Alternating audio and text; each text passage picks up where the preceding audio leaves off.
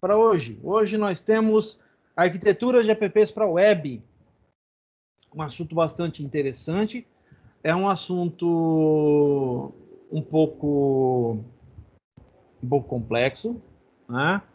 Mas ele é essencial para que a gente possa entender a natureza das aplicações para a web.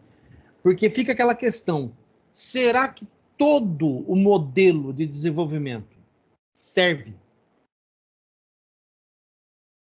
Será que o meu problema, o seu problema, né, eu como dono de empresa, você como dono de empresa, nós temos que, né, você tem que desenvolver sua aplicação para atender seus clientes. Eu tenho que fazer o mesmo. Será que o remédio para o seu mal é o mesmo que o meu? Depende. E depende do quê? Vamos analisar para entender justamente isso. Tá bom? Vamos dar uma olhada? Então, o que a gente vai discutir hoje? Ó, vamos falar sobre as arquiteturas da web, tá? E parte desse assunto nós vamos tratar sobre o cliente WebTeam, o cliente WebTick e a entrega pela web. São 3 formas de arquitetura diferenciadas, tá? Muito utilizadas atualmente para trabalhar o modelo, para trabalhar com o modelo de desenvolvimento para a web, tá? Então vamos lá, então.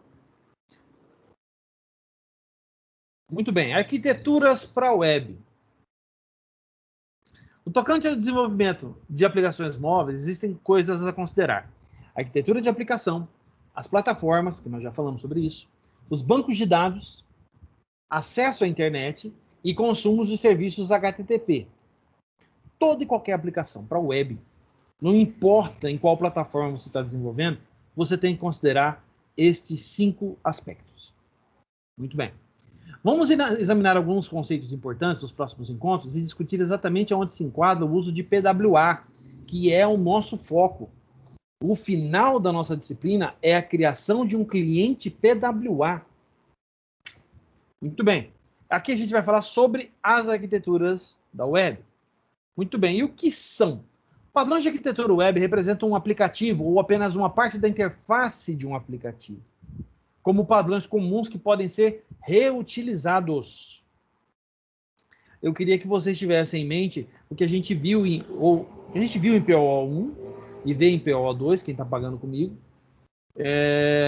justamente no que diz, no que diz respeito, tá, ao desenvolvimento de aplicativo e reusabilidade, que são coisas muito importantes no que se diz respeito a aplicações cuja programação é orientada a objeto, que é o nosso caso. Então vamos lá. Os padrões mais comuns são o WebTeam, que é um cliente WebTeam, né? Ele é utilizado principalmente para aplicativos com base na internet, em que há pouco controle de configuração do cliente. Olha só, o cliente não configura quase nada na aplicação. O cliente requer apenas um navegador padrão web com capacidade para formulários. Hoje, todo e qualquer navegador, né? Toda a lógica de negócio é executada no servidor. Então, é o modelo padrão cliente-servidor que nós temos. Só que este cliente não tem configuração alguma. E se tem, quiçá pouquíssima coisa.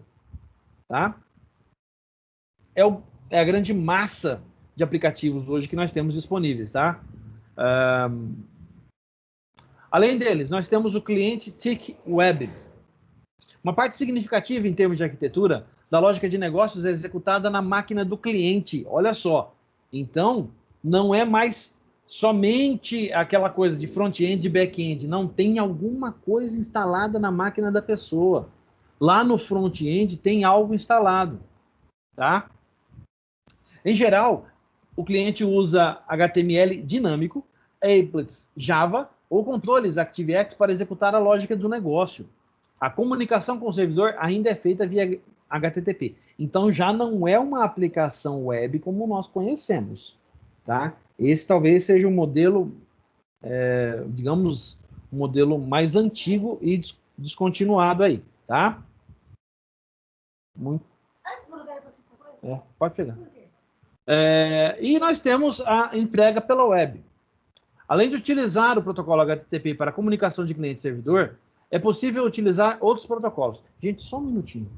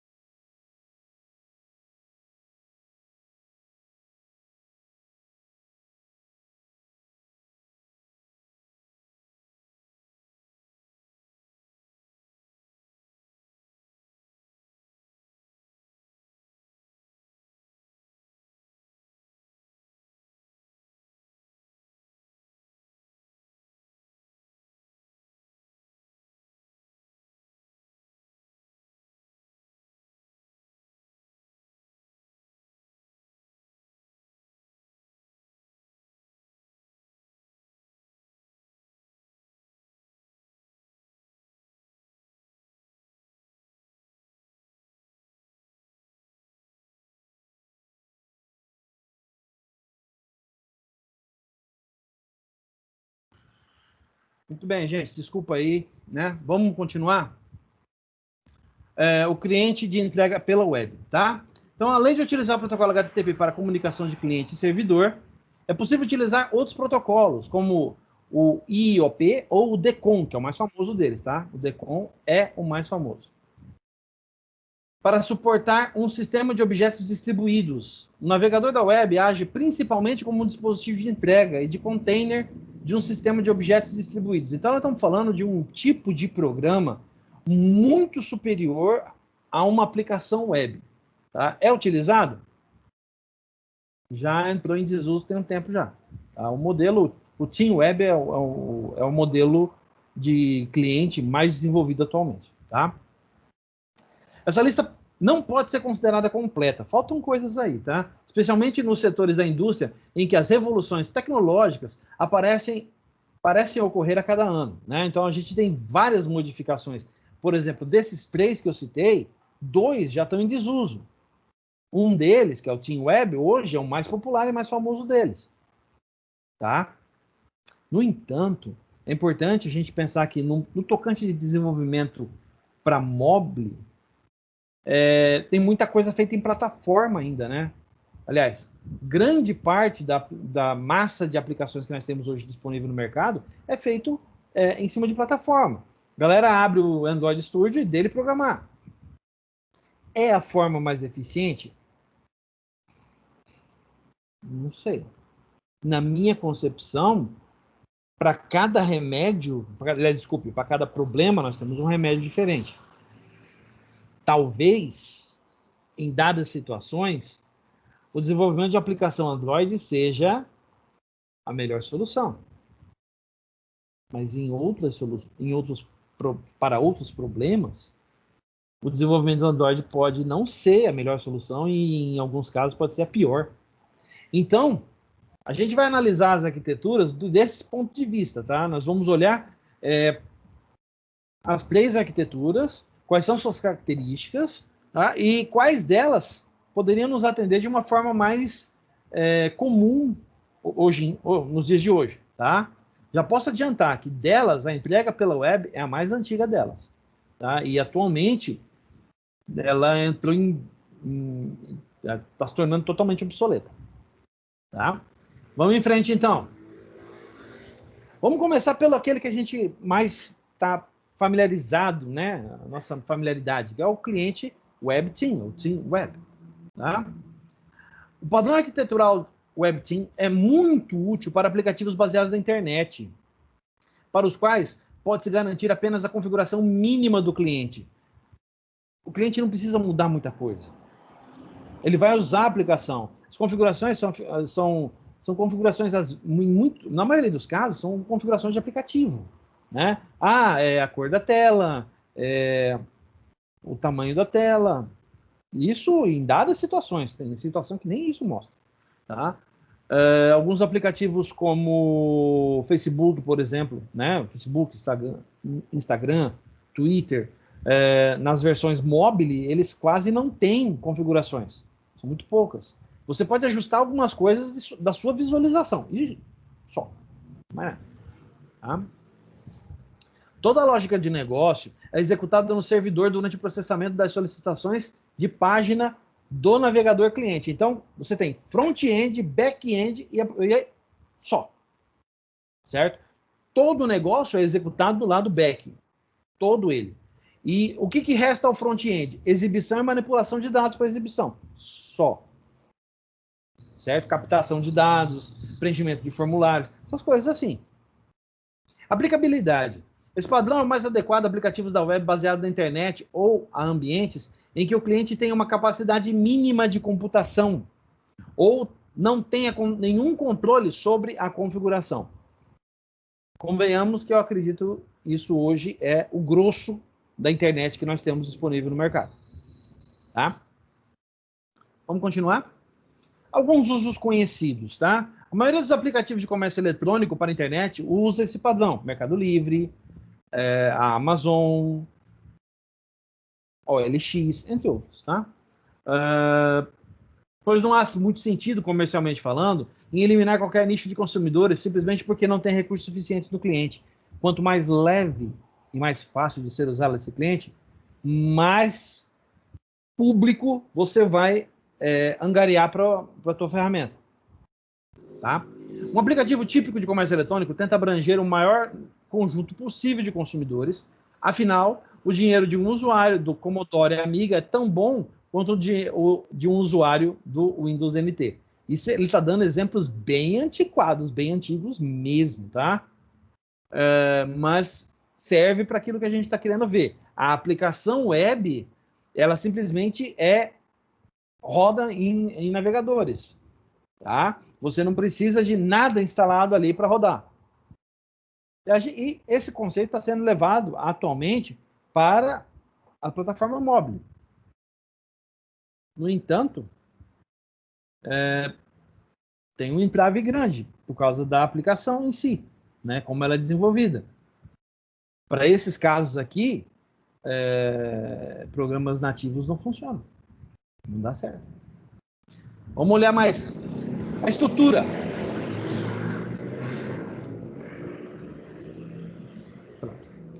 Os principais componentes do padrão da arquitetura cliente Web Team estão no servidor.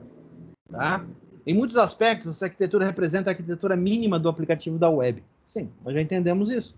A seguir, vamos discutir os principais componentes: navegador do cliente, servidor web, conexão HTTP, página HTML, página de servidor e servidor de aplicativos. Eu não vou ficar pegando muito nesses conceitos, porque são coisas que a gente vai ver no decorrer da disciplina. Porque a arquitetura selecionada para o nosso desenvolvimento é a Team Web. Tá? Bom, navegador de cliente, o browser padrão que nós utilizamos nas nossas aplicações, certo? Firefox, Internet Explorer, que agora se tornou obsoleto, vai sair de operação. Google Chrome, o Safari, que tem no iOS, entre outros navegadores. Tá? O servidor web é a parte que fica hospedada a sua aplicação, o back-end da sua aplicação. Tá? É o principal ponto de acesso para todos os navegadores de cliente. Os navegadores de cliente na arquitetura cliente Web Team acessam o sistema somente por meio do servidor web. Todas as aquisições são feitas apontando para um servidor HTTP. Junto desse servidor HTTP, nós temos um hall de aplicações que nos permitem acessar bancos de dados, acessar outros servidores, etc, etc. Então, é o back-end clássico que nós já conhecemos, tá? A maioria de vocês fez ADS comigo, então tem uma forte lembrança do que é uma aplicação back-end, tá? A conexão da HTTP já é velha conhecida nossa. O protocolo de comunicação HTTP nos permite a comunicação através dos verbos, né, de requests e responses entre cliente e servidores. Nós já conhecemos bem.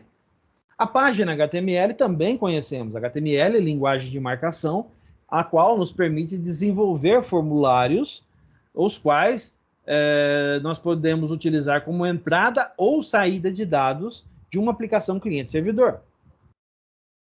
Certo? A página do servidor, né, são páginas da web que passam por alguma forma de processamento do lado do servidor. Então, não é apenas a parte HTML, é aquilo que você está enviando, o formulário ou o form que você está enviando para o servidor. Isso é a página web que tem processamento do lado do back-end. Nós desenvolvemos isso? Sim, nós desenvolvemos. Nós fizemos isso em ADS. Todos se lembram que construímos uma API em ADS que permitia a geração desses dados, tá? Para que nós pudéssemos consumi-los. Nós temos do lado servidor várias linguagens de programação que nos atendem, né? Nós temos Java, C Sharp, que é a nossa linguagem oficial, nós temos PHP, nós temos o próprio Node.js, JavaScript, né? Que hoje atende essa necessidade. Bom, o servidor de aplicativos. O servidor de aplicativos nada mais é do que a máquina principal aonde fica hospedado o nosso programa. Servidor HTTP, servidor de aplicativos, servidor de banco de dados. Então, entenda, cada um desses é uma máquina diferente. Dada a infraestrutura que nós temos hoje, especialmente na computação da nuvem, esse tipo de mecanismo ele é tratado de uma forma diferenciada. Tá? Não é mais uma máquina física, tornou-se uma máquina virtual. Né? Então, você pode ter um mega servidor super potente e dentro dele, ele, na verdade, ele hospeda, vamos dizer assim, 8 máquinas virtuais, cada uma delas desempenhando um papel diferente em uma infraestrutura de rede. Isso é muito comum hoje em dia. Tá? Muito bem. Aqui, nós temos a estrutura da arquitetura, a estrutura mínima de uma arquitetura Web Team. Né? Nós temos o HTTP, que consome serviços da web, utilizando autenticação e gerenciamento de cookie. Tá? Esse servidor da web troca informações com o servidor de aplicativo, como eu falei para vocês, em um ambiente de infraestrutura, você tem servidor HTTP, servidor de aplicativo, servidor de banco de dados, etc. Aqui você tem uma outra infraestrutura de páginas do servidor. São páginas que são construídas pelo servidor para serem remetidas ao cliente.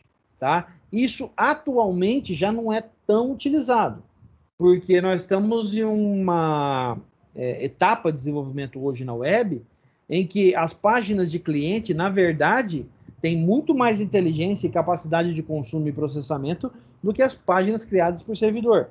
Hoje, a maioria das APIs que são disponibilizadas, né, para consumo via HTTP, elas única e exclusivamente servem para regras de negócio e acesso a informações de banco de dados.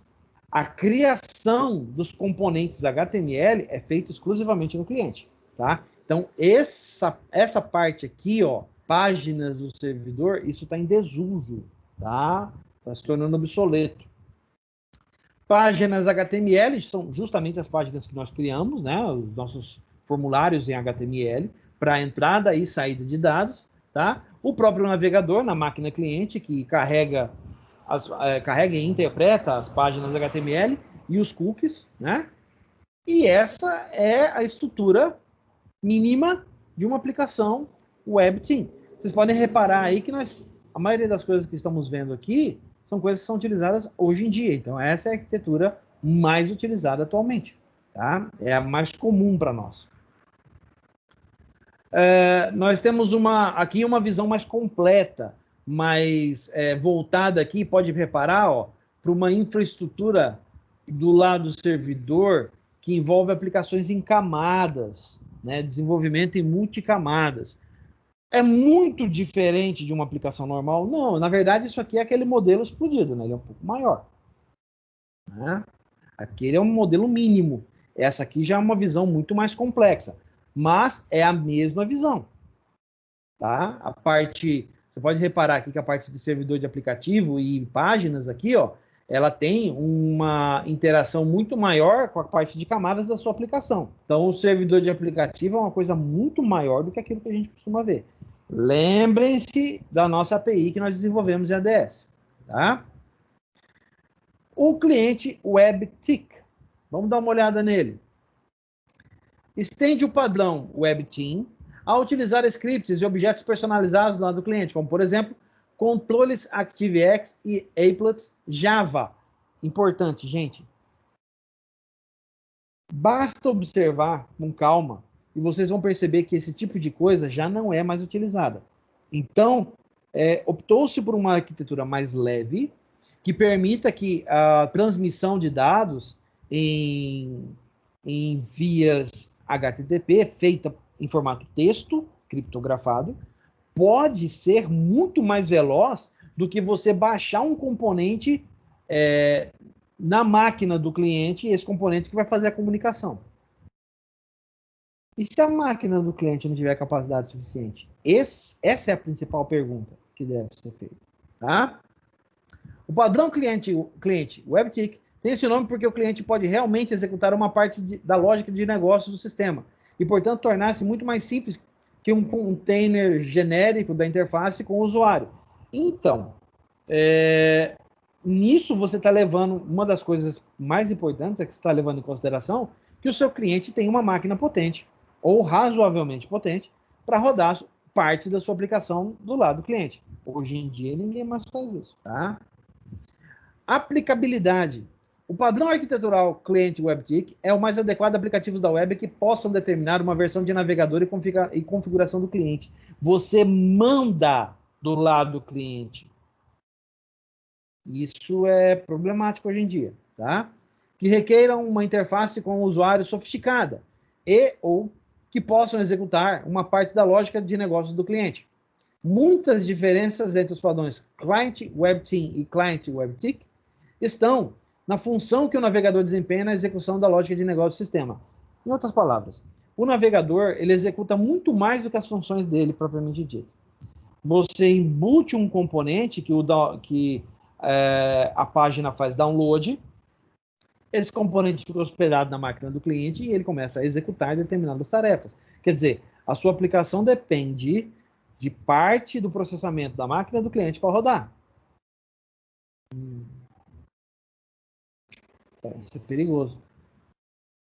Os usos mais óbvios de scripts, applets, controles e plugins pelo cliente estão relacionados à internet na forma de interfaces aprimoradas do usuário. Normalmente são sites que têm grande volume de interface, coisas muito rebuscadas, ou aqueles que chegam a realmente simular uma aplicação desktop pelo navegador. Lembrando que hoje JavaScript faz isso. Tá?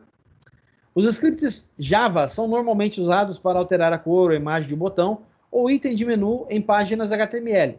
Está falando de Java, não JavaScript, tá? Toma cuidado. Os applets Java e os controles ActiveX são normalmente usados para criar controles de visualização de árvores hierárquicas sofisticadas. Então, você está dando muito mais capacidade para a sua aplicação, mas essa capacidade depende da máquina do cliente.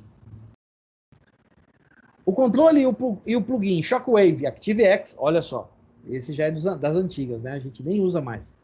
É um dos componentes mais comuns da interface com o usuário atualmente em uso da internet. Não, essa apresentação acho que está meio defasada. Ele permite animações interativas e é utilizado principalmente para tornar mais interessantes os sites da internet com gráficos atrativos, mas também vem sendo utilizado para exibir simulações e monitorar eventos esportivos. O Shockwave ele teve o seu ápice, tá? No período na primeira parte dessa década em que estamos hoje, tá? De 2010 até 2015. De lá para cá, ele começou a se tornar uma armadilha, porque o pessoal começou a criar muita coisa em ActiveX e conforme você vai criando muita coisa, você vai colocando muita visibilidade em vulnerabilidades de sistema. E vocês sabem bem que quando você faz isso, você está abrindo portas para os perigos que nós temos na internet. Invasões, vírus, entre outras coisas. Tá? Então, no fim das contas, o Shockwave acabou se tornando uma coisa hoje que por muitas empresas, é considerado banido. Tá? Tem empresa que baixa determinadas normas e regras para o ambiente de rede da internet, da empresa, que proíbe a instalação de Shockwave. de ActiveX e qualquer outro componente externo. Applet Java de jeito nenhum. Tá? O controle de agente da Microsoft é utilizado por vários sites da internet para aceitar comandos de voz e executar no navegador ações que ajudam o usuário a navegar no site da web.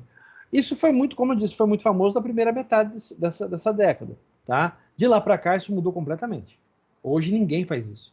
Ninguém em sã consciência coloca hoje um agente da Microsoft para rodar no site para realizar comandos de voz. Tá? Especialmente porque hoje o foco da internet é outro. Né? Hoje o nosso foco é streaming. Não é mais uma interação tão viva entre o cliente e o servidor ou a aplicação servidor. Não. Hoje o nosso foco é outro.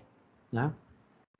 Fora da internet, uma empresa de software médico desenvolveu um aplicativo de intranet, isso aqui é um modelo, tá? Um exemplo, de intranet baseado na web para gerenciar registros de pacientes e faturamento.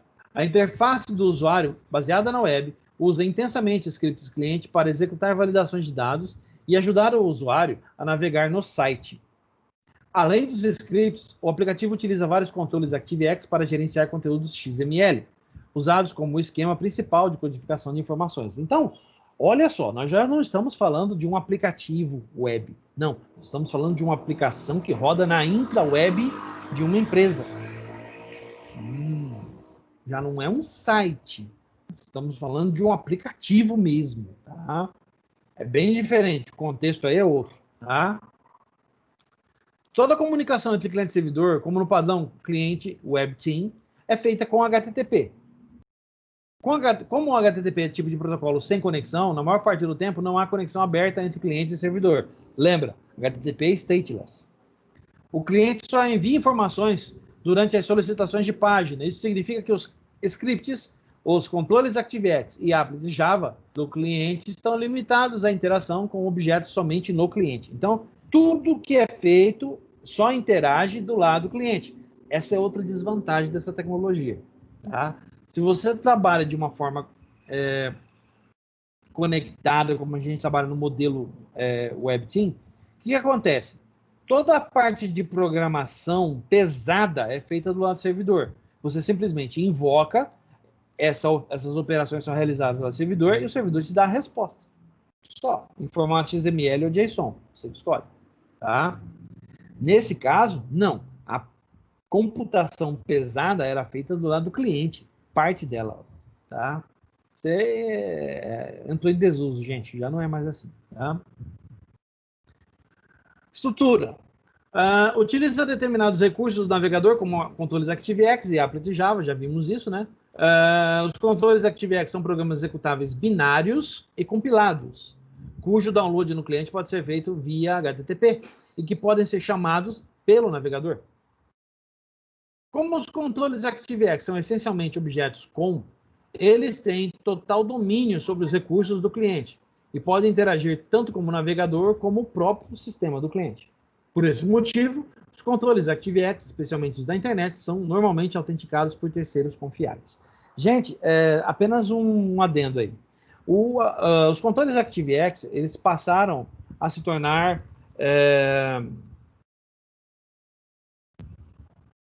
também fontes de vulnerabilidade. Tá?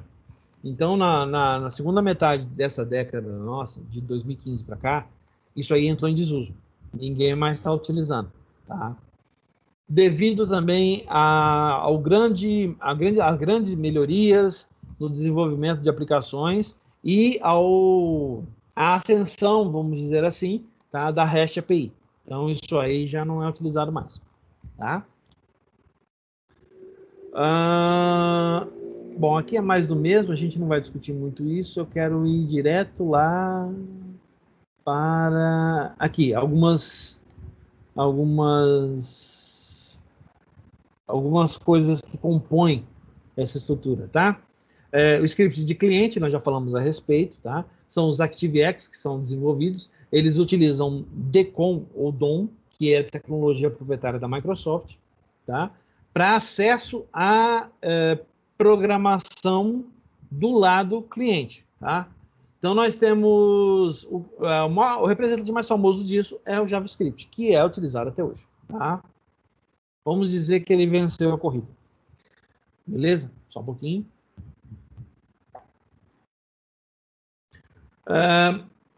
O documento XML. XML, Extensible Markup Language, um dos formatos principais de troca de informações na internet hoje em dia, tá? Representam o conteúdo sem formatação da interface do usuário. Então, nada mais é do que os dados estão transitando em formato texto. XML é texto, tá? Transita a informação de um lado para outro. Certo? Muito bem. Os controles ActiveX. O que é um ActiveX, né? Pode ser referenciado em script de cliente e transferido por download para o cliente, se necessário. Assim como qualquer objeto com, ele tem total acesso aos recursos do cliente. Olha que perigo. Por isso da vulnerabilidade. Ele tem acesso a muita coisa do lado do cliente, gente. Então, se você coloca em boot scripts maliciosos em um ActiveX legítimo, você está criando um cavalo de Troia. Tá? Pode-se configurar os navegadores de internet para não aceitar o download de controles ActiveX, como é feito hoje. Grande parte das instituições, tá? Sejam públicas ou privadas, elas bloqueiam o download de componentes ActiveX. Por quê? Porque eles apresentam vulnerabilidade. Toma cuidado. Eu conheço uma história famosa de um que ele prometia acelerar sua navegação na internet. Tá? Muito bem, você baixava ele, instalava ele, o que ele fazia? Ele instalava um conjunto de componentes a nível de administração na sua máquina e, a partir daquele momento, ele escravizava o teu PC. Tá? O que isso significa? Toda vez que sua máquina... E você não percebia. Toda vez que sua máquina entrava em modo de desligava os monitores, né? A máquina fica ligada, só que ela fica em modo de descanso, vamos dizer assim, né? Tela de descanso. Toda vez que ele entrava em tela de descanso, secretamente esse cara assumia o comando e usava a via de comunicação da internet para trocar informações com outros servidores, outras máquinas zumbi, para que pudesse compartilhar as tarefas de, por exemplo, invasão a sites de internet ou a outros mecanismos. Isso é possível de fazer, professor? Isso é tão fácil de fazer se você soubesse. Tá? Vamos em frente. O applet Java, o que é? Mas applet quer dizer que eu estou programando em Java e esse cara vai instalar do lado do cliente? Sim, justamente isso. Ele é um componente que vai do lado do cliente, tá? Ele é independente compilado, que é executado no contexto de um navegador. Por motivo de segurança, ele tem acesso limitado aos recursos do lado do cliente. Foi uma tentativa de criar algo que pudesse ser feito assim, mas esquece, tá? São usados como elementos sofisticados da interface do usuário e também para finalidades não referentes à interface, como, por exemplo, análise de documentos XML ou encapsulamento de lógica de negócio complexa. Como eu disse para vocês, com a ascensão das REST API, isso aí entrou em desuso. Tá? O Java Bean. Esse aqui é famoso, tá?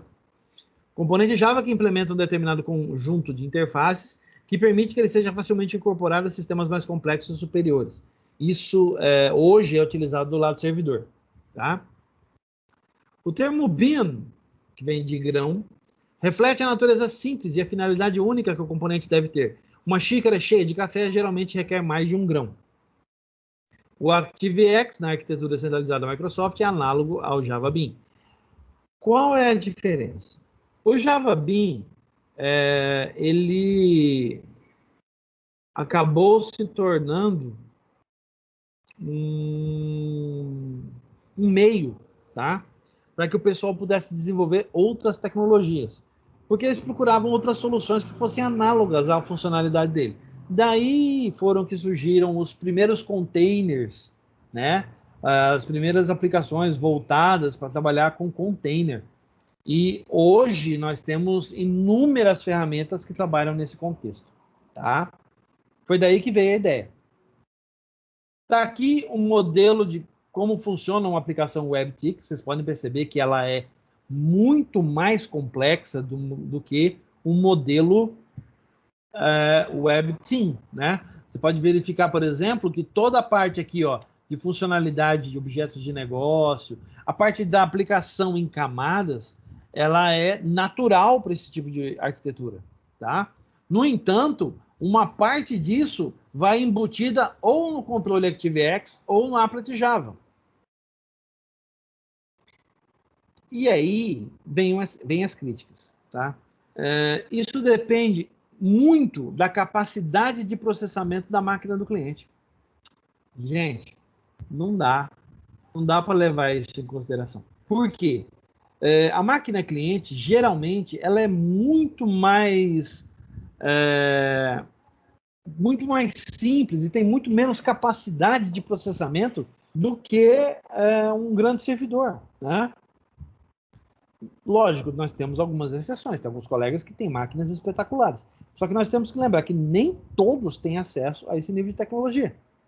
E aí? As pessoas ficam privadas de acessar mecanismos como Mercado Livre, como Amazon, Netflix, essas coisas assim? Não. Porque esse tipo de tecnologia, ela entra em desuso, como eu disse, por causa da ascensão das aplicações REST, tá? Do lado do servidor.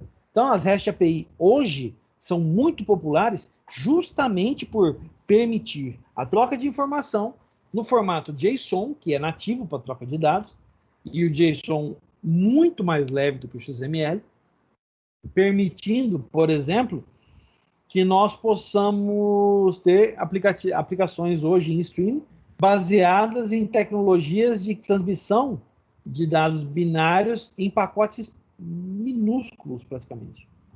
Isso, somado ao avanço de tecnologia e melhoria de velocidade, hoje, permite que a gente possa assistir um filme em Full HD pela Netflix sem problema nenhum. Tá? Vamos em frente. E o último modelo arquitetural, a entrega pela web. Esse é um pouquinho mais chato, tá? Pouquinho. Padrão de entrega arquitetural entrega pela web é assim denominado porque a web é utilizada principalmente como mecanismo de entrega para um sistema tradicional cliente-servidor de objetos distribuídos. Entendi nada. Bom, a parte cliente-servidor você entendeu, né? Que veio lá do começo. Agora, o que seriam esses objetos distribuídos? Vamos ver. De certa forma, esse aplicativo é realmente um aplicativo cliente-servidor de objetos distribuídos, que inclui um servidor da web e um navegador cliente como elementos significativos da arquitetura. Até agora, a gente viu praticamente o Web Team. Se esse sistema é um aplicativo de web com objetos distribuídos ou um sistema de objetos distribuídos com elementos da web, o sistema final será o mesmo. O que seriam, então, os objetos distribuídos que ele tanto fala? Vamos pensar o seguinte. Nós temos uma aplicação de, por exemplo, sistema financeiro, tá? De uma empresa, em que os operadores dessa empresa, né, os funcionários da empresa, eles cadastram a entrada de dados de produtos, né, entrada, saída, compras e vendas, etc. Cada compra é um objeto distribuído. Por quê? Uma compra, para quem já fez PO comigo sabe o que eu vou falar, uma compra é um pacote de informações. Então, ali nós temos várias classes, ali nós temos vários arquivos de configuração ou arquivos de transferência de dados. Então, cada compra ou venda, cada movimentação bancária é um pacote de dados. Esse pacote de dados é denominado objeto distribuído. Certo? Muito bem. Vamos em frente. O padrão arquitetural entrega pela web é mais apropriado para as situações em que exista um controle significativo sobre as configurações do cliente e da rede. Quer dizer, nós controlamos o site ou o aplicativo instalado no cliente. E nós controlamos o comportamento da aplicação na rede. Até onde isso é verdade? Este padrão não é particularmente adequado para aplicativos com base na internet. Observem, não serve para aplicativos em que não há nenhum ou pouco controle sobre as configurações do cliente. ou quando as comunicações de rede não são confiáveis. Ele não serve, então, para a gente desenvolver aplicações como nós fazemos para dispositivos móveis, por exemplo. Nós não conseguimos controlar muita coisa. O ponto forte dessa arquitetura é a sua capacidade de aproveitar objetos de negócio existentes no contexto de um aplicativo da web. Então, como eu disse, você tem vários pacotes, onde cada pacote representa uma compra ou uma venda. Na medida em que a possibilidade de comunicação direta e persistente entre cliente e servidor, as limitações dos dois padrões anteriores de aplicativos da web podem ser superadas. Nós estamos falando, então, de algo que pretende superar as deficiências dos modelos anteriores. O modelo WebTIC, ele tem várias deficiências pelo uso dos ActiveX e dos Applet Java. Mas o modelo WebTeam, com a ascensão das aplicações REST API, o modelo WebTeam hoje é o mais popular. O cliente pode aproveitar para executar uma parte significativa da lógica de negócio em um grau ainda mais alto. A aplicabilidade. É bastante improvável que esse padrão de arquitetura seja usado isoladamente. Então, não dá para... Eu vou desenvolver uma aplicação exclusiva desse padrão? Esquece. Não é assim que funciona. De uma perspectiva mais realista, esse padrão deve ser combinado com um ou mais padrões anteriores. O sistema típico deve utilizar ou os dois primeiros padrões de arquitetura para aquelas partes do sistema que não requerem uma interface de usuário sofisticada, ou quando as configurações de cliente não forem suficientes para suportar um aplicativo cliente de grande porte. Em outras palavras, isso aqui seria uma solução híbrida. Tecidos. A CNN Interactive na web é um dos sites de notícias mais ocupados da rede. A maior parte do acesso público é feita por meio de navegadores convencionais e HTML 3.2 normal. Isso aqui realmente está defasado, né? A gente já está na HTML 5. Entretanto, por trás do site da web há uma rede sofisticada, baseada em Corba, de navegadores, servidores e objetos distribuídos. Olha só. Então quer dizer que você tem muito pacote transitando na rede interna da empresa para poder dar essa facilidade maior de acesso à informação. Uma análise desse sistema foi publicada com o título de Distributed Computing. Então, ele serviu de modelo para computação distribuída. É uma disciplina pesada que tem em ciência de computação. Tá? Uma empresa de software médico... deixa eu ver, eu acho que esse aqui é um... não, esse aqui é outro exemplo. Olha só. Uma empresa de software médico criou um aplicativo de web para gerenciar pacientes, registros médicos e faturamento. Os aspectos do sistema relacionados ao faturamento são usados apenas por uma parcela significativamente pequena da comunidade global de usuários. Muitos dos sistemas de faturamento de legado foram escritos em Fox Pro. Nossa, ganhei muito dinheiro com esse cara. O novo sistema baseado na web aproveitou o antigo código legado do Fox Pro e, com o uso de alguns utilitários de conversão, criou documentos ActiveX para a interface do usuário e para a lógica de negócio. Em outras palavras, eles criaram um Frankenstein híbrido para atender necessidade. Hoje, ninguém faz mais isso. Seria loucura fazer isso. O sistema resultante é um cliente WebTIC, que se baseia em aplicativo da web para registros médicos e de pacientes, integrado ao padrão de entrega pela web, que se baseia no aplicativo da web para operações de faturamento. Então, o que eles fizeram? Eles criaram uma solução dividida. Parte da solução que atende a massa do público é feito em WebTIC, usando ActiveX e Applet Java. A outra parte que usa, vamos dizer assim, acesso à informação de faturamento, coisas mais sensíveis e restritas, utiliza entrega pela web, utilizando a programação distribuída para distribuir, para compartilhar esses pacotes entre vários hotspots da empresa. É um tipo de aplicação muito, vamos dizer assim, complexa, né? Isso é para algo muito grande. Que empresa, por exemplo, no mundo a gente poderia dizer que usa algo assim hoje em dia? Uma empresa de grande porte que faça uso disso, hoje, talvez algumas indústrias relacionadas ao automobilismo, né? Vamos dizer assim, a Ford, a Volkswagen, Chevrolet, podem fazer os sistemas assim? Provavelmente fazem, tá? A diferença mais importante entre entrega pela web e os outros padrões está no método de comunicação entre cliente e servidor.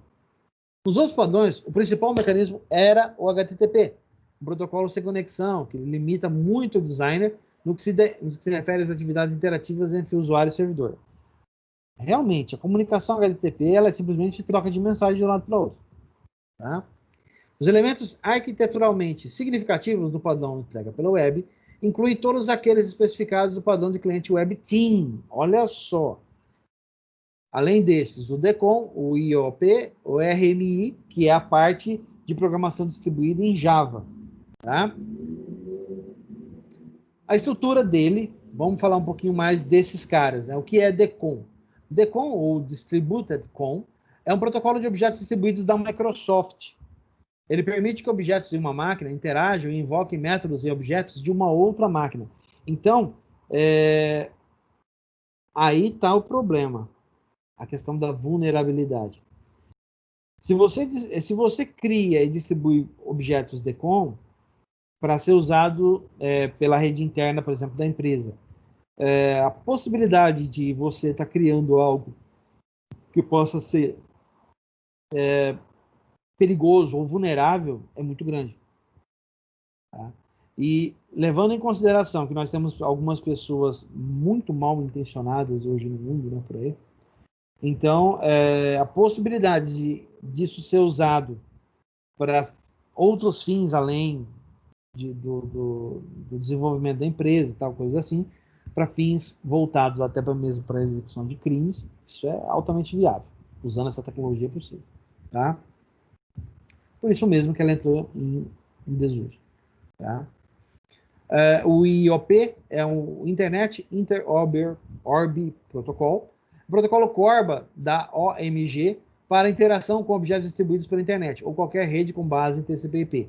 Aqueles pacotes que eu comentei para vocês, eles transitam numa rede de forma que você manipula alguns dados daquele pacote, por exemplo, de uma determinada compra, mas você não tem acesso a todas as informações ou você não tem conhecimento de todas as informações para dar continuidade até o fim do processo. O que você faz? Você prepara o pacote e você deixa disponível, você simplesmente envia, né, para outra pessoa. Essa outra pessoa, ela recebe, ou outro setor, ele recebe esse pacote e dá continuidade no processo. Meio complexo, né? O RMI, ou Remote Adaptive Invocation, é o modo Java de interagir com objetos em outras máquinas. O Java Remote Method Protocol, ou JRMP, protocolo de método remoto Java, é o protocolo nativo da RMI, mas não é necessariamente o único protocolo que pode ser usado. A RMI pode ser implementada com o IOP do Corba. Em outras palavras, seria você pegar esse pacote de objetos distribuídos, tá, e operar remotamente com ele. Tá, tudo bem, professor. Só que, mais uma vez, aí você tem um problema de vulnerabilidade. Então, vamos em frente. A segurança é importantíssima, né, gente? A gente tem que levar isso em consideração. Então, olha lá, o que a gente tem? Uma arquitetura muito mais complexa do que todas as outras que nós vimos até agora. Todas elas. Tá? Então, o que nós temos aqui hoje?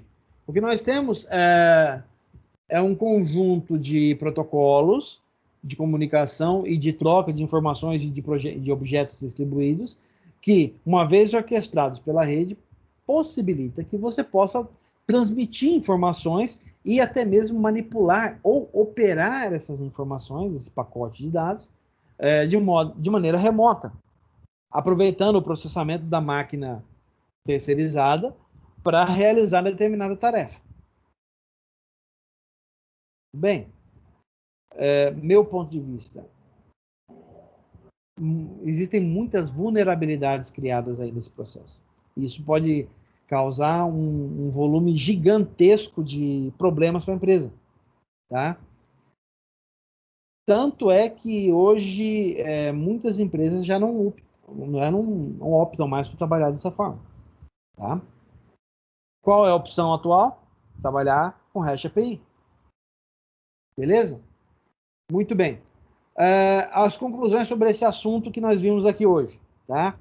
Ah, professor, mas nós já estamos terminando? A primeira parte já. Aí vem a segunda parte. Então, o que a gente conclui aqui desse assunto que a gente estava discutindo? Chegamos a uma constatação salutar. Não existe a tal solução perfeita, especialmente no que diz respeito a arquiteturas de aplicação para o web. Já diziam os mais velhos que para cada mal temos um remédio adequado. De fato, para cada doença você tem um remédio específico. Você não vai tomar, eu vou tratar pé de atleta com vitamina C. Não vai acontecer nada, né? Eu vou tratar cisticose utilizando álcool iodado. Não vai resolver. Então, para cada problema que você tem, você usa uma solução adequada. Tá?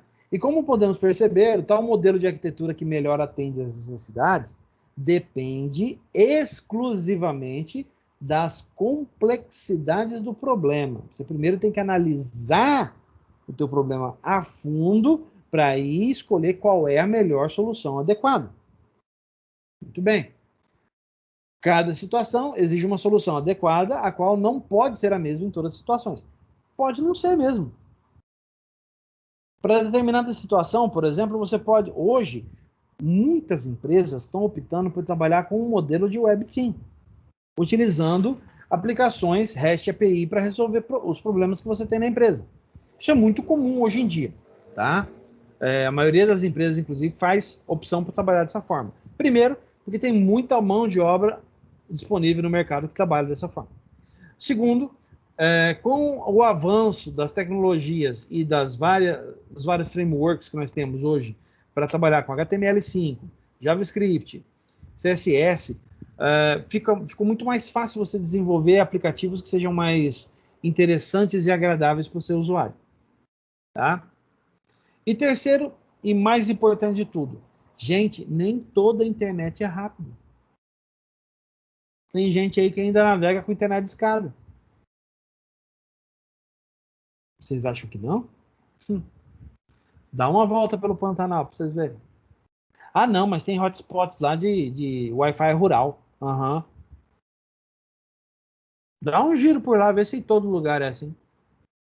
Vocês sabem que não é. Beleza? Dúvidas sobre este assunto?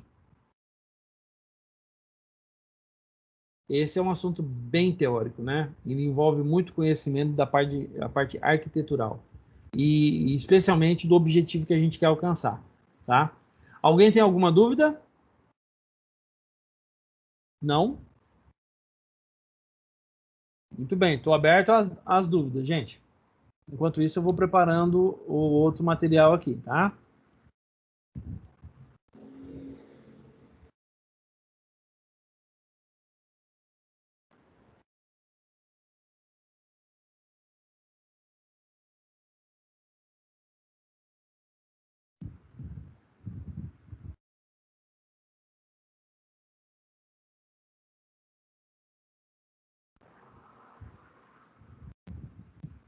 Nenhuma dúvida?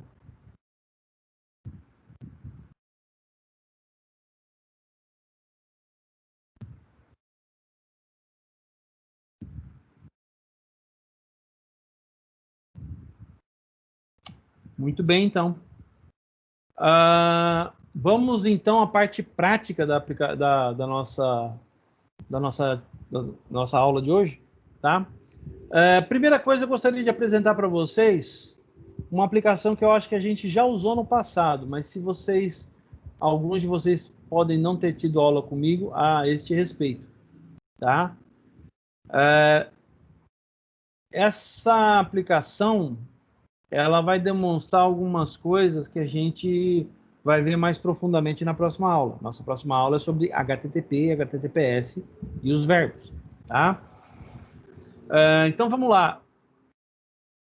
Quem viu comigo esta aplicação aqui, o Postman?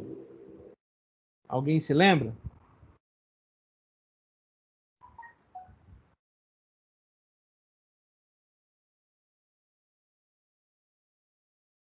Lembra desse cara? O Postman. Lembrou dele? Não?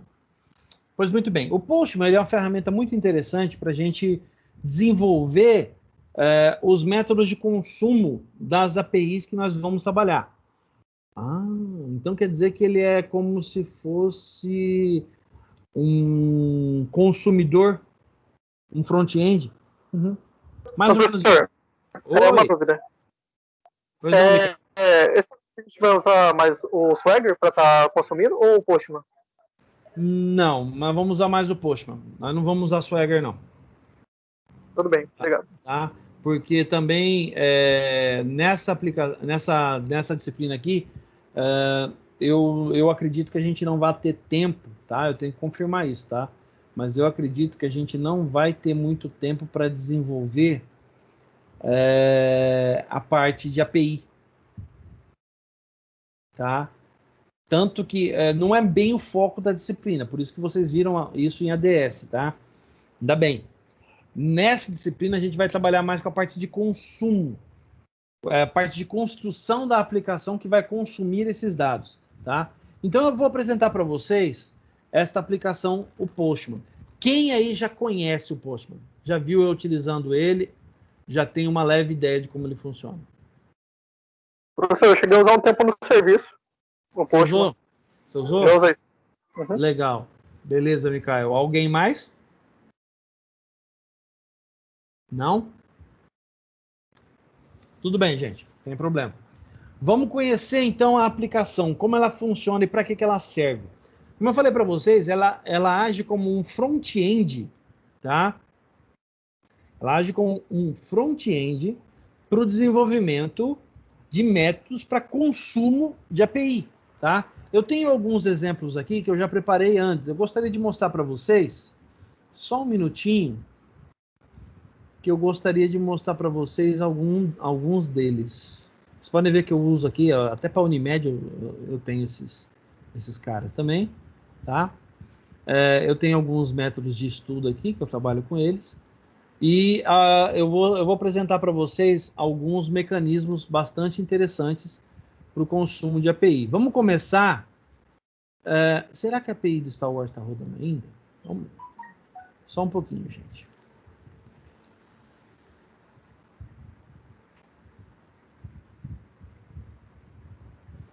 Só um minutinho. Deixa eu atender aqui uma situação aqui.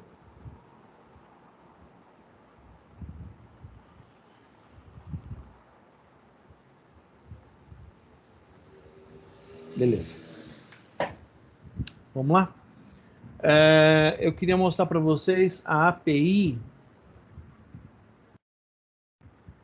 Vamos começar, vamos ver se a API do Star Wars está funcionando.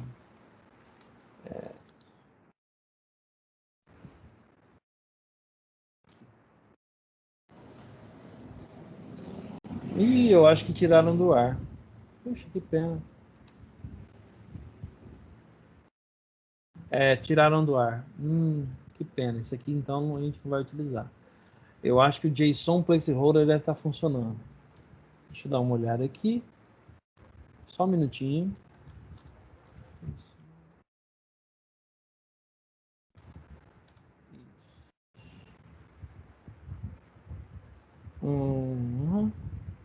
Muito bem.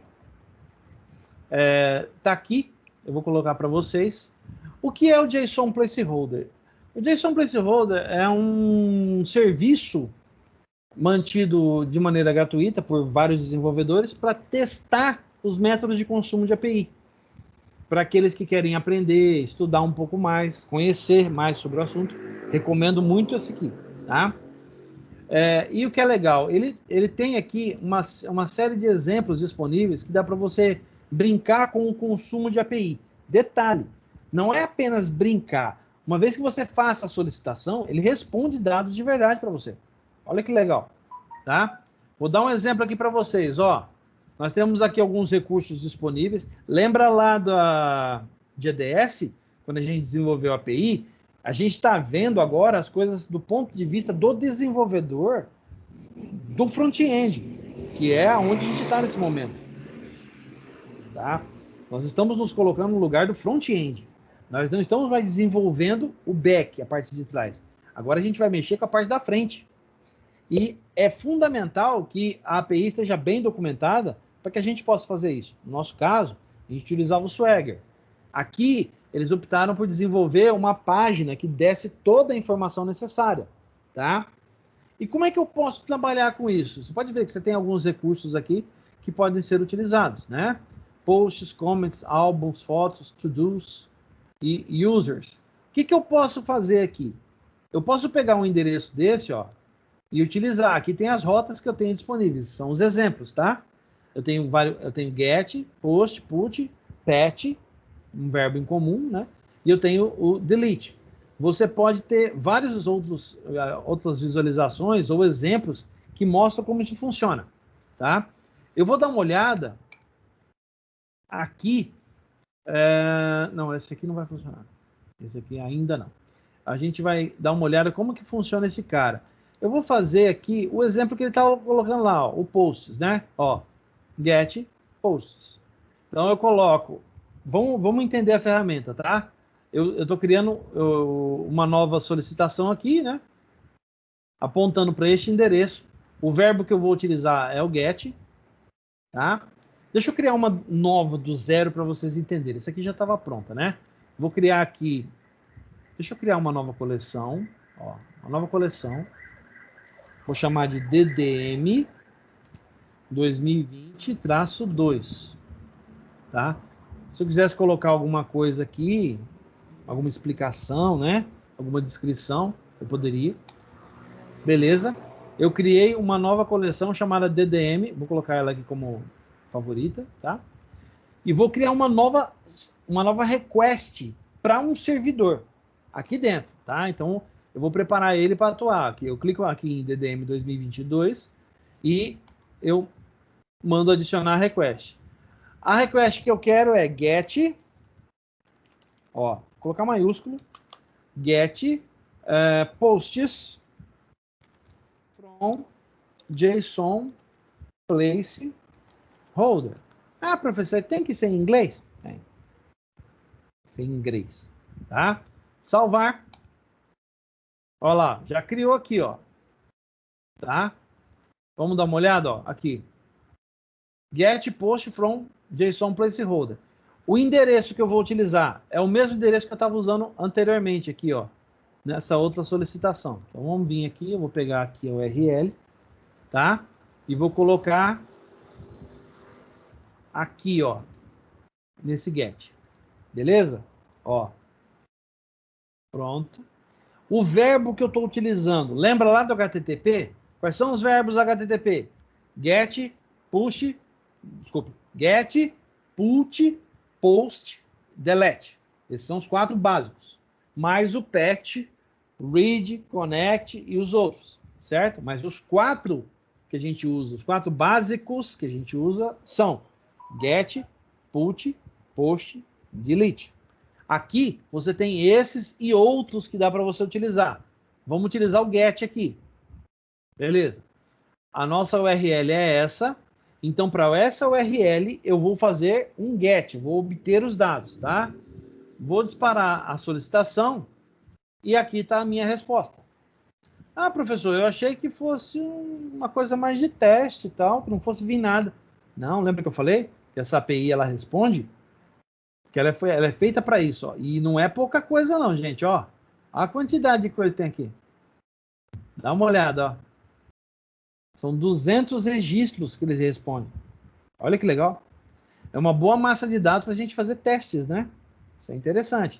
As APIs de vocês não respondiam tanta coisa. A gente usava estados e municípios. Aqui a gente vai trabalhar com uma coisinha um pouquinho diferente, tá?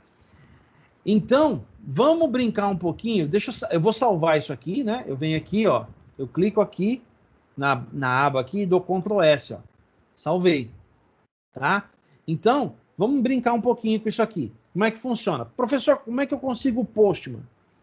O Postman, você vem aqui, ó, e seleciona aqui, Get Postman. Olha lá, ó. Ele vai direto lá, tá?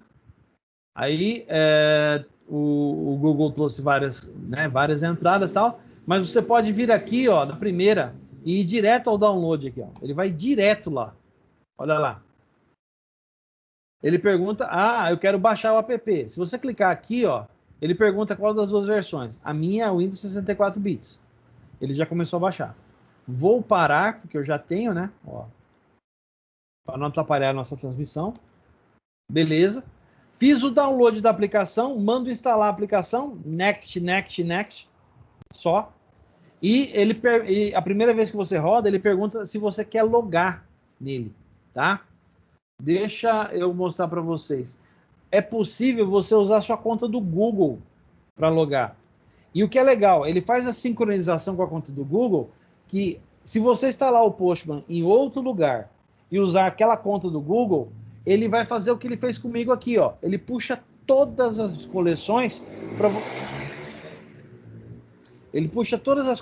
você usar na outra instalação também. Legal, sincronização. Ótimo. Economia de tempo. Eu não preciso ficar criando tudo de novo, ficar exportando, importando. Não precisa fazer nada disso. É só botar o Postman para instalar. Quando logar nele, você pode usar a sua conta do Google. Faz login com a conta do Google. E aí você tem a opção de criação. Já vai ter ele pronto. Cria aí a coleção que vocês vão usar, né? Eu sugiro usar essa aqui, DDM 2020-2. E aí você cria as novas solicitações que você vai utilizar para trabalhar. Por enquanto, a gente fez esse post aqui, ó. Aqui ele pegou de todos, né? Todos, né? Ele pegou todos. Olha que legal. Não era ele. Não era esse que eu queria. Vou criar outro aqui. Vamos lá? A gente já viu como funciona. Eu venho aqui na coleção onde eu tô, ó. Professor, aqui sumiu aquele atalho. O que eu posso fazer? Você pode vir aqui do lado, ó. Você tem duas opções. Os 3 pontinhos, ele permite você criar outras coisas, até algumas opções mais avançadas, como, por exemplo, fazer automações. Automação é interessante porque você pode testar a sua API que você criou através dele. Ele é um mecanismo de teste de API também, tá? Então, o que eu vou fazer? Eu vou criar aqui uma nova request, né? Vou adicionar uma nova request. O nome dela vai ser get. Vamos colocar users. Peraí. Get users from JSON placeholder. Beleza? Vou salvar na coleção lá para nossa turma, tá? Save to DDM. Beleza, lá, criou. Get users. Agora, eu já tenho a URL aqui pronta, ó. Depois eu coloco para vocês lá, tá? Eu já vou colocar agora, peraí. Onde é que tá aqui? Deixa eu abrir o WhatsApp. Não. WhatsApp. Aqui. Vamos lá. URL para o site. Primeiro para o site, tá? JSON placeholder. Vou colocar aqui a URL para vocês. JSON placeholder. Só um pouquinho. Beleza. Agora eu vou colocar URL para as rotas, né? Nós temos 2 rotas que nós estamos utilizando. Eu coloquei lá, era para ser posts, né? Eu vou pegar a rota de posts e vou copiar para vocês aqui, ó. Copiar endereço, vou colocar aqui. Posts. Vou atualizar lá o meu Postman para colocar também em posts, tá? Deixa eu pegar aqui post, aqui, posts, muito bem. Dou um outro get só para testar. Beleza, tudo funcionando certinho. Maravilha. E olha, vem um monte de coisa, hein, gente? Vou salvar isso aqui. Beleza. Agora eu vou olhar no users, né? Vamos pegar a URL do users. Tá aqui, ó. É só substituir a palavra posts por users que ele já vai, ó. Beleza. Olha lá, o meu já até deu opção que estava salvo, né? Olha lá, ó. Disparei, ele traz uma massa de dados para a gente testar. Então, vou colocar lá no grupo, ó. Posts, não. Posts já foi. Beleza. Então, já temos duas rotas aí que a gente está construindo. Então, o que a gente está fazendo aqui? A gente está se colocando no lugar do desenvolvedor da API, certo? Muito bem. E para que serve isso? Professor, isso aqui é para que ele vai me ajudar na construção, por exemplo, do meu trabalho? Quando a gente começar a estudar HTML e JavaScript, nós vamos construir uma interface, uma página HTML com o JavaScript, que vai consumir esse cara e jogar isso aqui na página, na forma de formulário. Entenderam? Então, é interessantíssimo que a gente se familiarize com esse tipo de construção aqui. Professor, eu não conheço esse formato aqui. Eu não sei se todo mundo já viu isso comigo. Isso aqui é JSON, tá? JSON é análogo ao XML. Isso aqui é muito mais superior em termos de performance e velocidade. Vamos ver na disciplina? Vamos ver. Assim como veremos HTML, assim como veremos JavaScript, né? A gente vai usar jQuery mesmo, que é mais fácil, mais simples, né? A gente também vai ver alguma coisa sobre JSON, tá? Então, não se preocupa por enquanto. Eu não consigo entender essa resposta aqui, tá? Não se preocupa com isso agora. Você vai entender. Mais para frente a gente vai estudar bem mais isso aí, tá bom? Muito bem. Agora eu vou salvar essa requisição. Vou criar mais uma para servir de exemplo para vocês, tá? Para deixar gravado, ó. Vou vir aqui no pacote DDM 2022, 3 pontinhos. Vou selecionar aqui, ó, Add Request. Vou escolher lá uma outra opção. Eu tenho várias aqui, ó. Eu vou escolher Albums. Serve, ó. Vou copiar o endereço do link, tá aqui embaixo o link, né? Vou usar ele, ó. Vou colocar aqui o nome. Get Albums from JSON Placeholder. Beleza. Só isso. Vou fazer mais nada. Salvei. Vou vir aqui em Albums.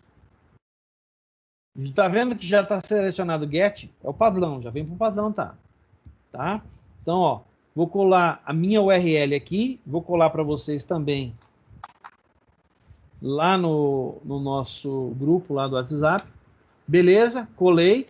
Vou salvar aqui já para não correr risco de perder nada. E vou dar um send. Olha lá. Ele já trouxe para mim uma resposta adequada à nossa necessidade. Beleza?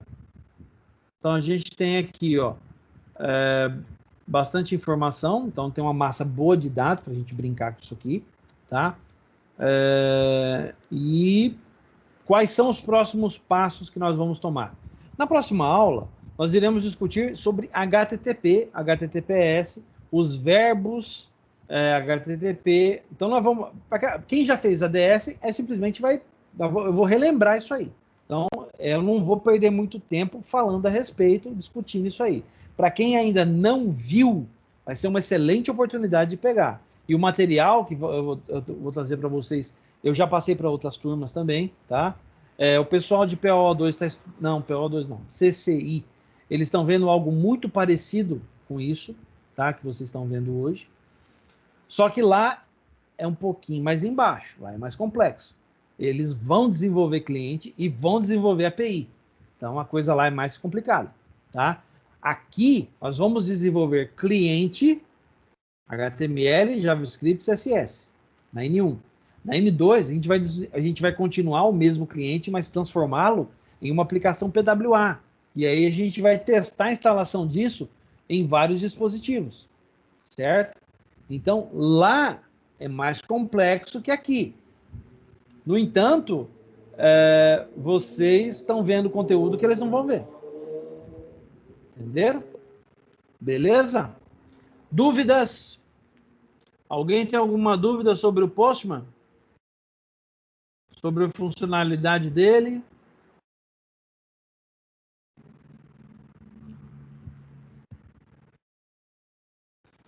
Alguém tem alguma dúvida sobre a API que nós estamos utilizando? Deram uma consultada lá, deram uma olhada lá na página? Viram o que tem disponível lá para testar? Lembrando, gente, para a prova, cai tudo. Teoria e prática. Isso aqui também vai cair na prova. Tá bom? Muito bem. Alguém quer comentar alguma coisa? Quer discutir algum assunto pertinente ao que a gente está falando? Quer colocar alguma coisa em pauta? Quer fazer alguma sugestão? Fala agora.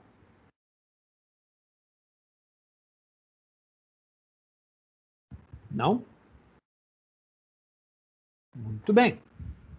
Excelente. Então, me deem um minutinho que eu vou voltar à apresentação, tá? Vou voltar ao nosso material. Só um instante. Apenas um minutinho.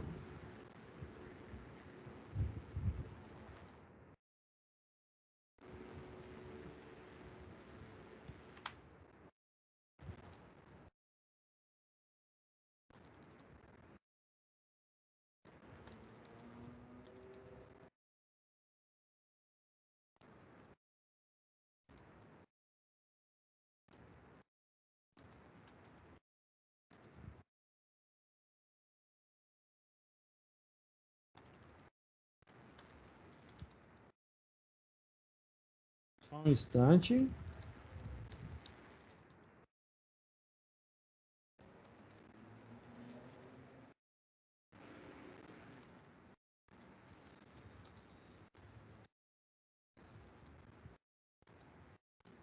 Muito bem. Beleza. Excelente. Agora eu vou jogar a apresentação para vocês lá e nós vamos para a parte final de encerramento da aula.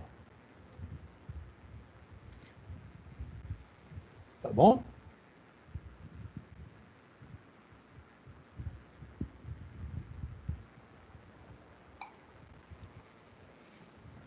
Então, assim é bom porque eu venho, dou meu recado para vocês, né? A gente não enrola muito. E acabamos fazendo uma aula bastante interessante, né? Muito bem. Só um instantinho. Deixa eu ficar aqui na visualização correta. Beleza. Muito bem. Tudo ok. Vamos lá. E tá aí a nossa amiguinha Chloe. A Chloe é o prenúncio do que vem no final da aula, né? Então, o que temos para nós hoje? Relatório de aula. Então, nós vamos falar a respeito do que nesse relatório de aula. Baseado nas experiências desta aula, escreva seu relatório, assinalando sua experiência ao compreender do que trata os seguintes tópicos. Então, baseado naquilo que você entendeu, você vai ler um pouco mais a respeito do PDF que eu vou publicar, vai rever, se for o caso, a aula, especialmente a parte prática, tá? Que foi curtinha, mas foi bastante interessante, bastante sucinta, né? Pesquise e cite exemplos de aplicações que se encaixem em cada modelo de arquitetura web discutido. Então, eu gostaria que vocês, baseado no que nós vimos dos 3 modelos de arquitetura, vocês pesquisem na internet produtos mais antigos ou produtos recentes que utilizem essas tecnologias, tá? E eu gostaria que vocês falassem sobre o Postman, suas funcionalidades e utilização, bem como da API selecionada para uso, JSON Placeholder, tá? Que está disponível para vocês aí no grupo do WhatsApp, tá bom? O assunto da aula é DDM, atividade, né, o assunto do e-mail, né? 2020-093, a data de hoje ao contrário, A data de entrega deste relatório é dia 5 até as 11h59 da noite. Temos 48 horas. Neste final de semana, eu estarei lançando as notas do primeiro relatório e, se bater o tempo, deste segundo aqui também. Tá bom? Dúvidas sobre o relatório ou o que deve ser feito?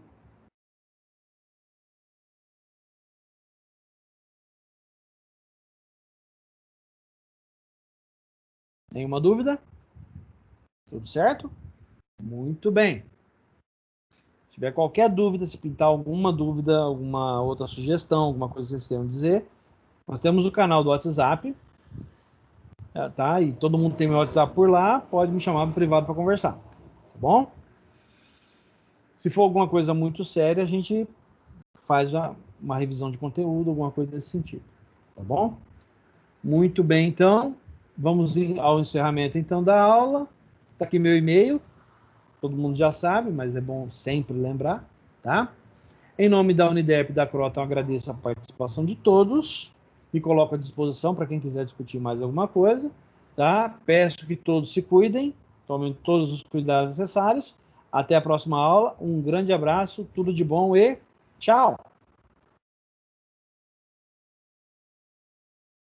Ô, professor, boa noite.